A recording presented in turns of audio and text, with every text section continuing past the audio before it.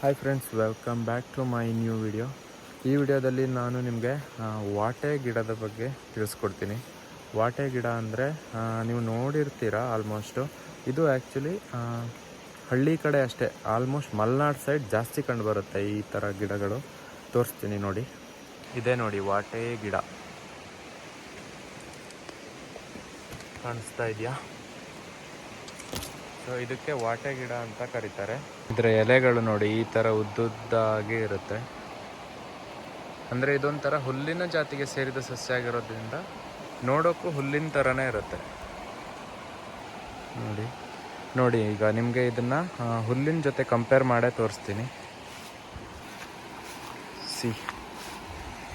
ಇದರ ಎಲೆಗಳು ಮತ್ತು ಈ ವಾಟೆ ಗಿಡದ ಎಲೆಗಳು ಸೇಮ್ ಇದೆ ನೋಡಿ.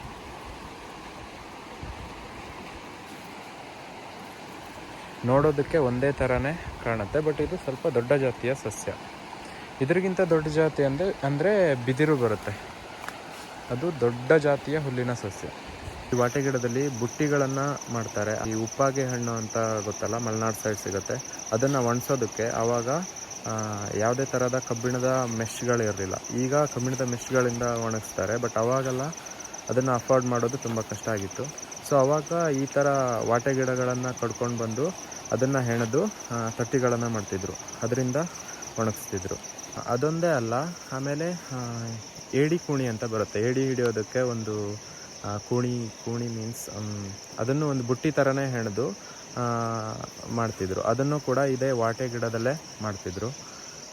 ಈ ವಾಟೆ ಗಿಡಗಳು ಆಲ್ಮೋಸ್ಟ್ ಕಂಡುಬರೋದೆಲ್ಲ ಹೊಳೆಯ ಅಂಚಿನ ಪ್ಲೇಸ್ಗಳಲ್ಲಿ, ಮೀನ್ಸ್ ಹೊಳೆಯ ದಿಣ್ಣೆ ಮೇಲೆ ಆ ಥರದ್ರಲ್ಲೇ ಈ ವಾಟೆ ಗಿಡಗಳು ಕಂಡುಬರೋದು. ಇದು ಜಾಸ್ತಿ ನೀರನ್ನು ಯೂಸ್ ಮಾಡ್ಕೊಳ್ಳುತ್ತೆ. ಸೊ ಅದು ಬಾಕಿ ಕಡೆ ಅಷ್ಟು ಬೆಳೆಯಲ್ಲ.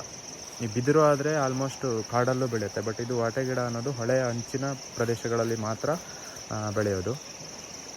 ನೋಡಿ, ಹೊಳೆ ಇಲ್ಲಿದೆ ಅಂದರೆ ವಾಟೆ ಗಿಡಗಳು ಇದೇ ರೇಂಜಲ್ಲೇ ಬೆಳ್ಕೊಂಡಿರ್ತವೆ, ಹೊಳೆ ಅಂಚಿಗಿನ ಪ್ರದೇಶಗಳಲ್ಲಿ. ಹಾಗೆ ಅಲ್ಲಿ ನೋಡಿ, ಇದು ಅಷ್ಟೇ, ಅದು ವಾಟೆ ಗಿಡ. ಇದು ಅಷ್ಟೇ, ಇದು ವಾಟೆ ಗಿಡ. ಹೊಳೆ ಅಂಚಿಗೆ ಈ ವಾಟೆ ಗಿಡಗಳು ಬೆಳೆಯೋದು ಜಾಸ್ತಿ ನೋಡಿ.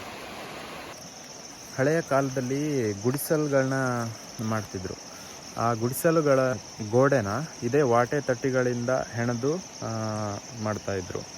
ಈಗ ಆಲ್ಮೋಸ್ಟ್ ಪ್ಲಾಸ್ಟಿಕ್, ಫೈಬರ್ ಈ ಥರ ಮೆಟೀರಿಯಲ್ಗಳು ಬಂದು ಈ ಥರ ವಾಟೆ ಬುಟ್ಟಿಗಳನ್ನು ಮತ್ತು ತಟ್ಟಿಗಳನ್ನು ಈ ಥರದನ್ನ ಯೂಸ್ ಮಾಡೋದು ತುಂಬ ಕಡಿಮೆ ಆಗಿದೆ.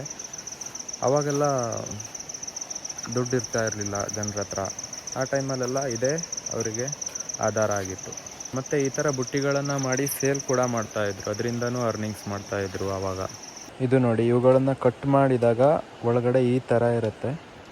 ಒಳಗಡೆ ಫುಲ್ ಇದು ಕೊಳ್ಳು ಥರ ಒಂದು ಪೈಪು ಥರನೇ ಇರುತ್ತೆ.